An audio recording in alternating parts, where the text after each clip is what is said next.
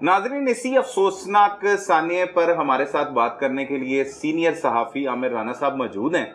उन्हीं की ज़ुबानी जानते हैं ये दरिंदगी और बर्बरियत का अफसोसनाक वाक़या, और वो भी लाहौर के इलाका में जिस तरह से पेश आया, इसके पीछे के महकात क्या हैं, क्या वजूहात हैं कि ये लोग इतने जुनूनी हो जाते हैं और किसी को भी जान से मारने से भी दरेग नहीं करते, बल्कि उसकी इज्जत भी उतार देते हैं, वीडियो भी धड़ल्ले के साथ बनाते हैं, और वो भी 2026 जब सीसीडी भी इतनी एक्टिव है और उनको इसका भी खौफ नहीं है। इसके पीछे क्या वजूहात हैं, आमिर राना साहब की जुबानी जानते हैं। राना साहब, वीडियो देखते हैं तो एकदम बड़ा अफसोस भी होता है कि एक शख्स की सारी इज्जत ही उसके कपड़ों में होती है। उसे एक तो बरहना कर दिया गया, फिर नाजुक अज़ा उसके जिस तरह से उस पे टॉर्चर किया गया, उसमें पता नहीं क्या कुछ उसके साथ किया गया, एक जुल्म और बर्बरियत की दास्तान रकम कर दी गई, और वो भी लाहौर जैसे इलाके में।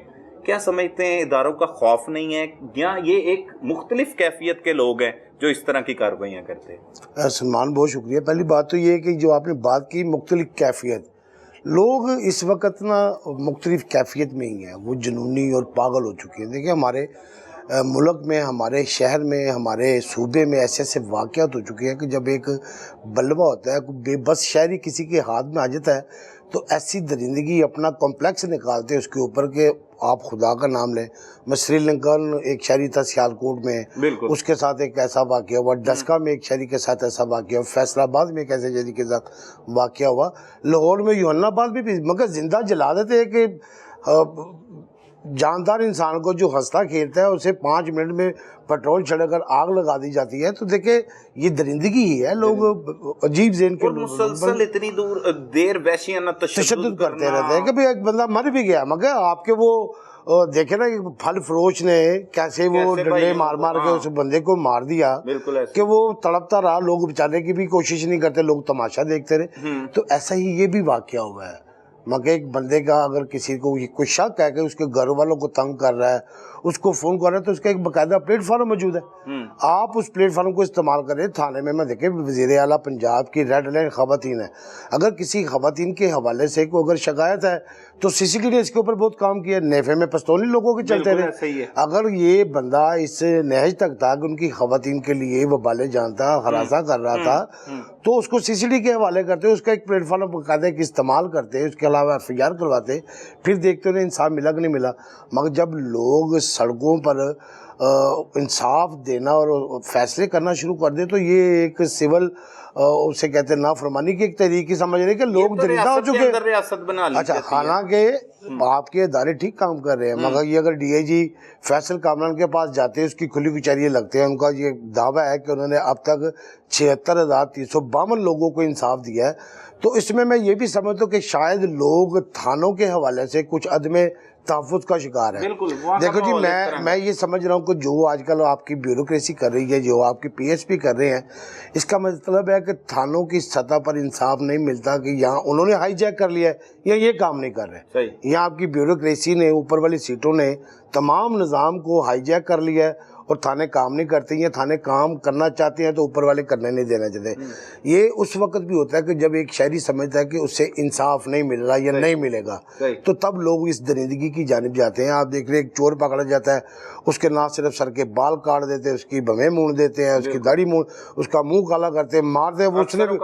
वो भी ऐसे बंदे मारते हैं जिन्होंने कभी किसी को हाथ नहीं करता। ये एक इंसानी फितरत बन चुकी है कि दरिंदा जो इंसान के अंदर होता है तो वो एक बेबस के ऊपर निकलता है। तो मैं समझता हूँ कि ये ऐसा ही वाक़या है जो शफीकाबाद में पेश आया है। अच्छा राना साहब, ये 19 मई 2026 का वाक़या है, तकरीबन 1 माह कबल का।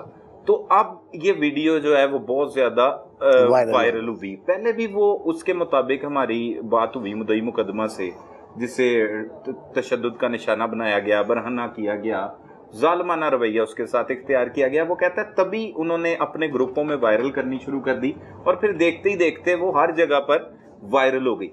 तो क्या इस वायरल होने के बाद भी आप समझते हैं कोई नोटिस लिया जाएगा? पुलिस ने तो पहले 4 मुलजिम पकड़ लिए हैं, उसके बकौल 2 मुलजमान और हैं जिसे वो नामजद करने की भी कोशिश करता है, तफ्तीशी को भी कहता है, लेकिन गिरफ्तार नहीं होते। क्या समझते हैं कि अब कार्रवाई मजीद आगे जाएगी या ये केस CCD के हवाले किया जाएगा क्या? अच्छा सलमान, पहली बात तो ये है कि इसमें अगर मुद्दई اور ملزم دونوں کا دیکھا جائے کہ اگر یہ واقعے میں کوئی سنگینی ہے، کوئی ایسی بات ہے کہ خاتون آتی ہے، تو میرے خیال سے یہ پولیس کی اس کی کوشش کرے گی کہ خاتون اس میں نہ آئے. اگر کیونکہ یہ ایک بڑا درندگی والا واقعہ پیش آیا ہے تو میں سمجھتا ہوں اس میں CCD کو انوالو ہونا چاہیے. دیکھیں یہ جو درندگی یہ لوگوں کو شہ دے گی. اگر ایک ماہ بعد یہ ویڈیو سامنے آتی ہے تو کیا اسے انصاف نہیں ملنا چاہیے؟ آپ کی یہ گجر پورے میں خاتون کے ساتھ 1 سال کے بعد یہ اس کی ویڈیو منظر عام پہ آتی ہے، اور وہ آتی بھی ایک اچانک یہ کوئی کہتا ہے تو آتی ہے. تو جو بنانے والے ہوتے ہیں وہ سمجھ رہے ہوتے ہیں اسے کوئی نہیں دیکھ رہا. یہ جو اس نے ویڈیو بنا لی ہے اس کے پاس سیو ہے، لیکن ویڈیو ایک کو بھیجی ہے، ایک نے پھر آگے بھیجی، دکھاتے یہ ویڈیو نکلتے. اور میں سمجھتا ہوں اس کا پورا انصاف ہونا چاہیے. اس کے اوپر میں سمجھ دہشت گردی کا پرچہ ہونا چاہیے جو کہ انہوں نے ڈالا. حالانکہ 364 کی جو انہوں نے دفعات ڈالی ہے 506B کی ڈالی ہے، نان بیل لیبل ہے، مگر اس کی بیل کوئی جلدی نہیں ہے، جیل میں ہی ہے. اچھا لیکن پھر بھی اس کے اوپر ان کا جو ٹرائل ہے بڑا سخت ان کا ٹرائل ہونا چاہیے. اور اس کے اندر مزید ہونی چاہیے کہ جان سے مارنے کی کوشش کریں. بہت ساری دفعات ہے کہ جو اس میں انہوں نے شامل نہیں کی، تو اس کو شامل کر کے انہیں کیفر کردار تک پہنچانے چاہیے تاکہ دوبارہ کوئی خود فیصلے کرنے سڑکوں پہ پنچایتیں لگانے کے لیے اس طرح کے رویے نہ کریں. ٹھیک ہے رانا صاحب، مدعی مقدمہ جو متاثرہ شخص ہے وہ یہ کہتا ہے کہ میرا دل کرتا ہے کہ میں اپنی زندگی کا خاتمہ کر لوں. اگر میرے 8 بچے نہ ہوتے تو میں نے اب تک اپنی جان لے لینی تھی. میری عزت انہوں نے تار تار کر دی. ہر شخص نے دیکھ لیا، منہ چھپا کے پھرتا ہوں تو اس پر نوٹس لیا جائے. تو نوٹس تو بنتا ہے. دیکھیں بنتا تو میں کہتا ہوں اس میں آپ کا سائبر کرائم سیل کو اس کے اوپر کارروائی کرنی چاہیے کہ اس کی ویڈیو کتنی انہوں نے وائرل کروائی ہے.